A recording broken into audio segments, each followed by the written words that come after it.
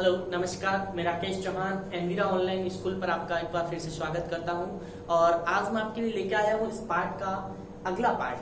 ये अध्याय हमारे पहला चल रहा है रसायन की मूलभूत अवधारणाएं, some basic concept of chemistry. यानी इस अध्याय में हम जीरो लेवल से केमिस्ट्री को पढ़ेंगे। हमने पढ़ा था पदार्थों के बारे में जानकारी।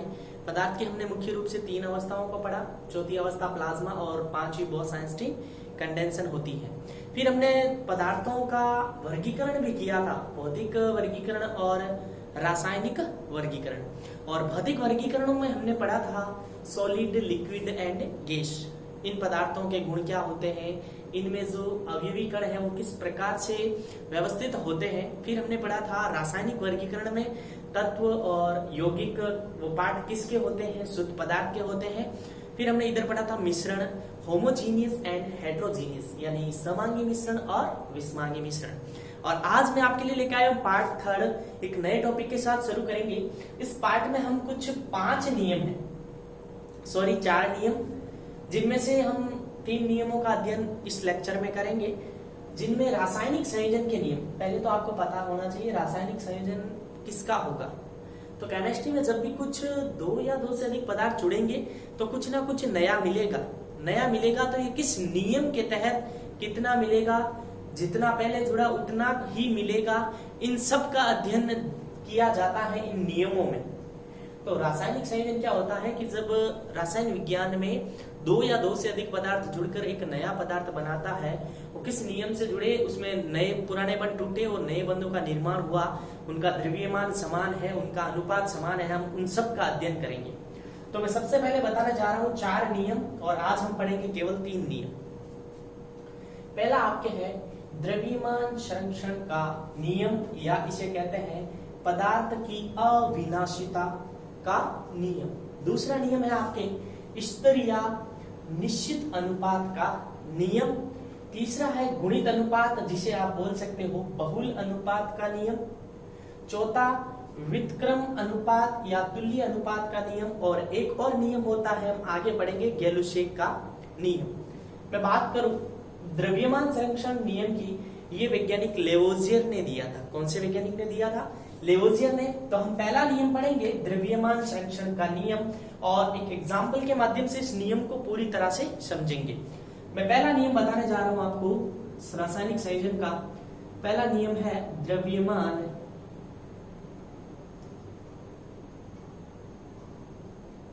संरक्षण का नियम। यानी नाम से पता चल रहा है बच्चों, द्रव्यमान संरक्षित रहता है। अभिक्रिया से पहले जितना था अभिक्रिया के बाद उतना ही रहता है। इसे द्रव्यमान संरक्षण नियम कहते हैं। यानी देखा जाए, यानी जब भी नियम क्या है, जब भी कोई रासायनिक अभिक्रिया होती है, जब भी कोई रासायनिक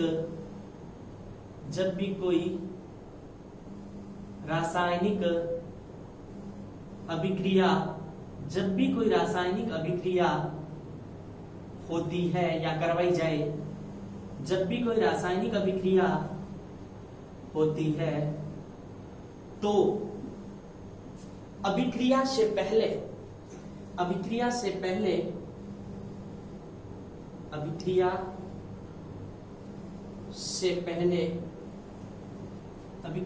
पहले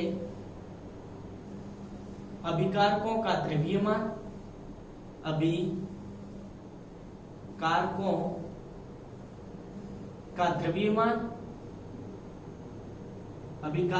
द्रव्यमान, तथा अभिक्रिया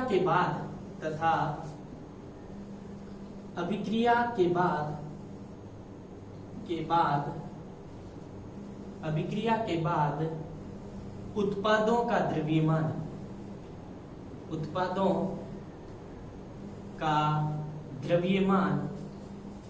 द्रव्यमान स्थिर रहता है। क्या रहता है? स्थिर, या आप बोल सकते हो द्रव्यमान बराबर रहता है, बराबर होता है, आप ऐसे बोल सकते हो। अब आपको एक एग्जांपल दूंगा तो आसानी से समझ में आएगा।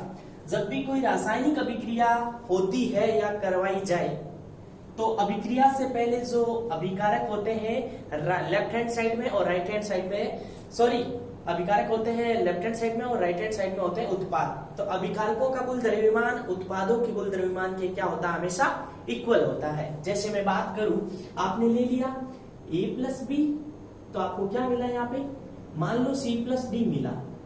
तो यहाँ पे जो ये A और B क्या है, ये है अभिकर्मक बोल सकते हो या इसे बोल सकते हो अभिकारक। क्या बोल सकते हो, अभिकारक। और ये जो C और D है ये क्या होंगे, उत्पाद होंगे। क्या होंगे, उत्पाद।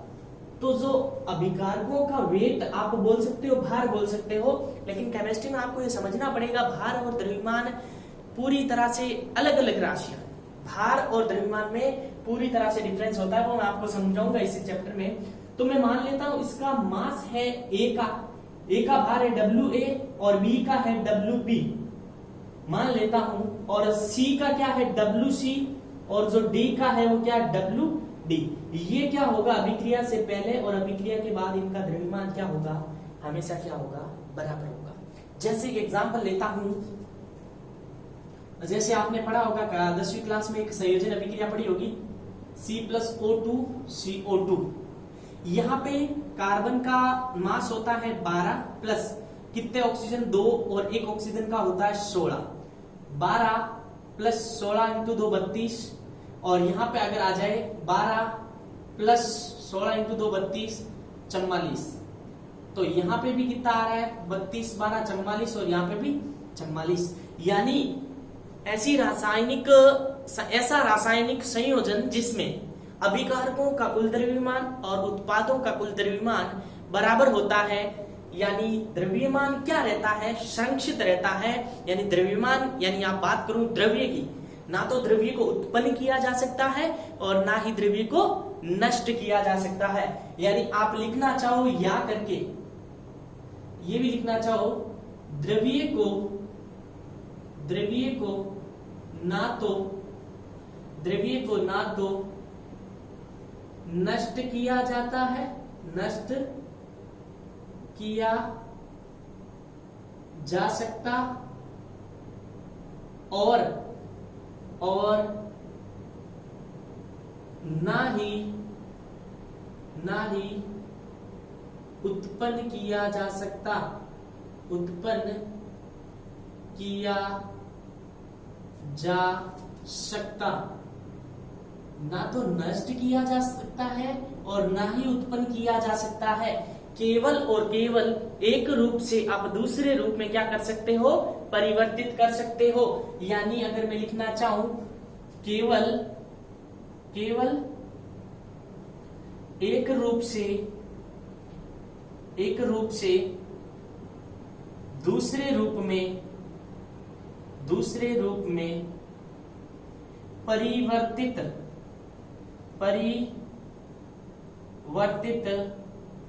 कर सकते हैं। तो द्रव्यमान संरक्षण का नियम, यानी द्रव्यमान संरक्षित रहता है। तो अब हम पढ़ेंगे इनका उदाहरण क्या होता है, एक एग्जांपल के माध्यम से समझाता हूं। जैसे लैब में NaCl AgNO3, NaCl AgNO3, तो यहां बन जाएगा AgCl प्लस NaNO3। अगर इन दोनों का मास निकाले और इन दोनों का मास निकाले तो वो हमेशा क्या आएगा, इक्वल आएगा। किसके अनुसार, द्रव्यमान संरक्षण के नियम के अनुसार। अगर मैं इसको मान लूं WA, इसको मान लूं WB, उसी प्रकार इसको मान लूं WC और इसको मान लूं WD, तो इस प्रकार इनका योग और इनका योग क्या आएगा, बराबर। तो इस प्रकार का क्वेश्चन आपको 12th के एग्जाम के बाद किसी भी एग्जाम दोगे आपको पूछा जा सकता है, अभिक्रिया देके पूछा जा सकता है कि कौन सा कथन सत्य है।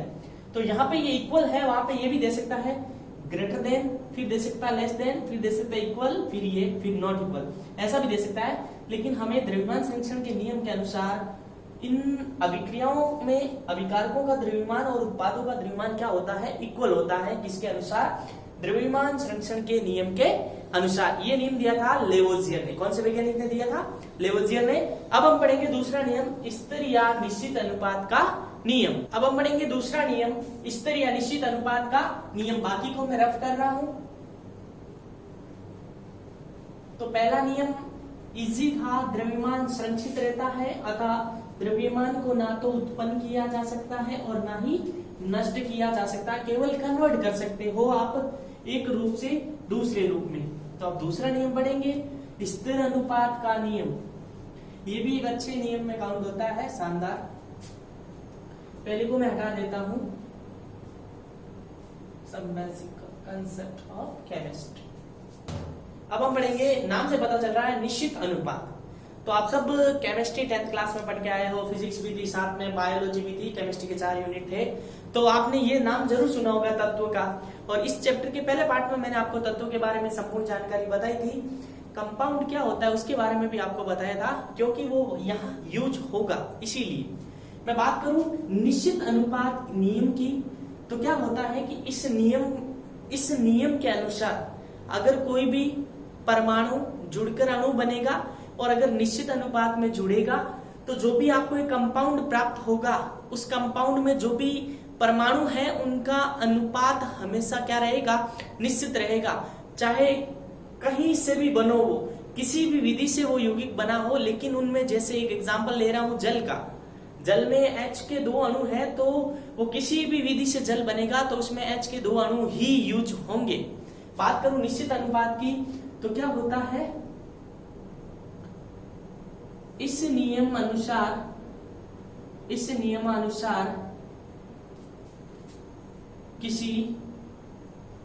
किसी यौगिक के, इस नियम अनुसार किसी यौगिक के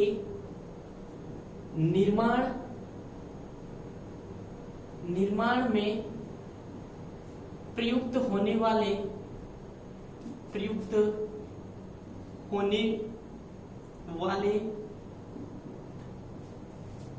तत्वों का अनुपात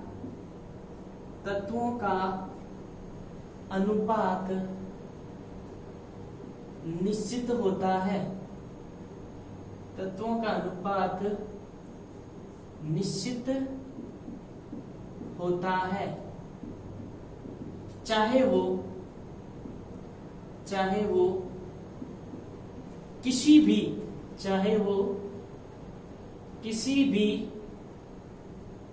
विधि से प्राप्त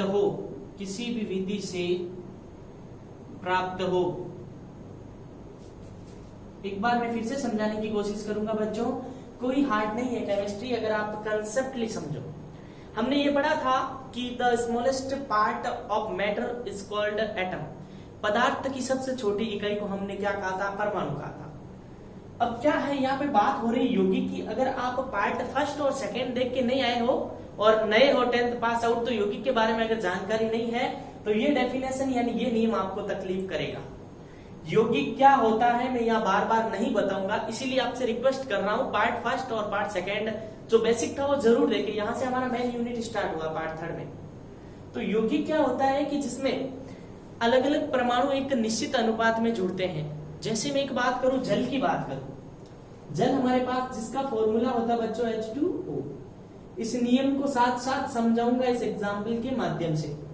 जल में हाइड्रोजन के कितने परमाणु हैं? 2, और ऑक्सीजन का कितना परमाणु है? 1। यानी यह तो अनुपात हुआ परमाणु का। किसका अनुपात हुआ? किनका अनुपात हुआ? परमाणु का अनुपात हुआ। इस नियम के अनुसार किसी यौगिक में प्रयुक्त होने वाले तत्व हाइड्रोजन और ऑक्सीजन है। प्रयुक्त होने वाले तत्व निश्चित अनुपात में होते हैं। जब इस जल का निर्माण होगा, ध्यान देना बच्चों, केमिस्ट्री में किसी भी विधि से अगर आप जल को प्राप्त करोगे तो हाइड्रोजन के 2 अणु होंगे और ऑक्सीजन का 1 अणु होगा। यही कहलाता है निश्चित अनुपात का नियम। यानी हमने यहाँ से ये सीखा है, किसी भी यौगिक का निर्माण होगा तो निश्चित अनुपात में परमाणु लिए जाते हैं, चाहे वो किसी भी विधि से प्राप्त क्यों ना हो। जैसे मैं बात करूं यहाँ पे CO2, कार्बन डाइऑक्साइड, कार्बन कितना परमाणु है? 1, ऑक्सीजन का कितना है? 2।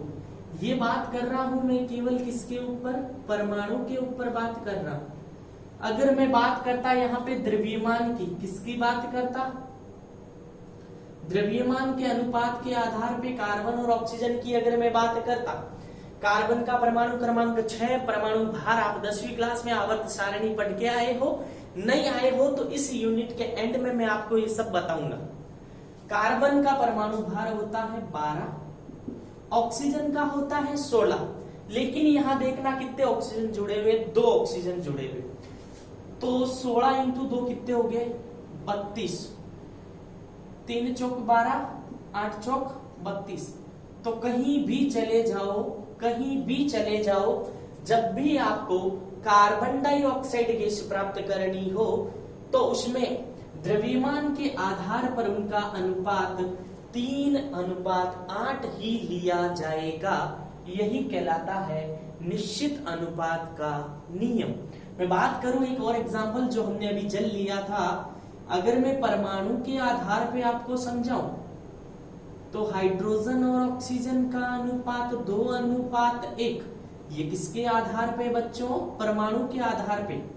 अगर मैं बात करूं द्रव्यमान के आधार पे, द्रव्यमान हाइड्रोजन का कितना होता है, हाइड्रोजन का द्रव्यमान कितना होता है, परमाणु क्रमांक और परमाणु द्रव्यमान लगभग समान होता है, एकमात्र तत्व अधातु हाइड्रोजन का कितना होता है 1, और ऑक्सीजन का अभी हमने पढ़ा था द्रव्यमान 16, तो ये कितने 1:16 में, 1:16, ऑक्सीजन 8 यानी 16, हाइड्रोजन का परमाणु द्रव्यमान भी 1 होता है और परमाणु क्रमांक भी 1 होता है।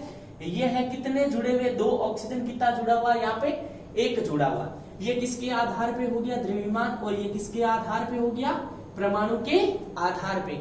तो निश्चित अनुपात का नियम एक बार फिर से समझाने की कोशिश कर रहा हूं कि जब भी किसी भी कंपाउंड यानी किसी भी यौगिक का निर्माण होता है तो उसमें जुड़ने वाले परमाणु का जो अनुपात होता है वह हमेशा स्थिर रहता है। जितना है, किसी भी विधि से आप जल को प्राप्त करोगे तो जल में 2 हाइड्रोजन के अणु और 1 किसका अणु होगा, ऑक्सीजन का। तो इस प्रकार हमने दूसरा नियम पढ़ लिया, आप चाहो तो स्क्रीनशॉट ले सकते हो। निश्चित अनुपात का नियम, जिसे आप कह सकते हो स्थिर अनुपात का नियम। जैसे एक बात और कर लेता है एग्जांपल की, NH3, तो इनमें N का 1 परमाणु और H का कितना परमाणु, 3 परमाणु, ये निश्चित है। इसी प्रकार मैं बात कर लूं C और O की 1:1 में, कहीं भी चले जाओ। इसी प्रकार मैं बात कर लूं NaCl की 1:1, निश्चित अनुपात होता है। क्या होता है, निश्चित अनुपात। तो आज की क्लास में हमने 2 नियम, 2 महत्वपूर्ण नियम का अध्ययन किया। तीसरा, चौथा, पांचवा नियम लेंथी है, इसीलिए इस क्लास में नहीं हो पाएंगे, और आगे आने वाली क्लास में हम तीनों नियम का विस्तृत अध्ययन करेंगे।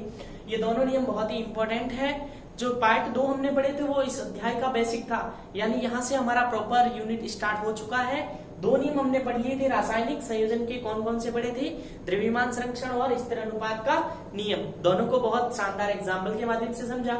आगे आने वाली क्लासों में हम तीनों नियम का अध्ययन करेंगे। इसी तरह आप एनवीरा ऑनलाइन स्कूल के साथ जुड़े रहिए। धन्यवाद, मिलते हैं फिर अगले पार्ट 4 में।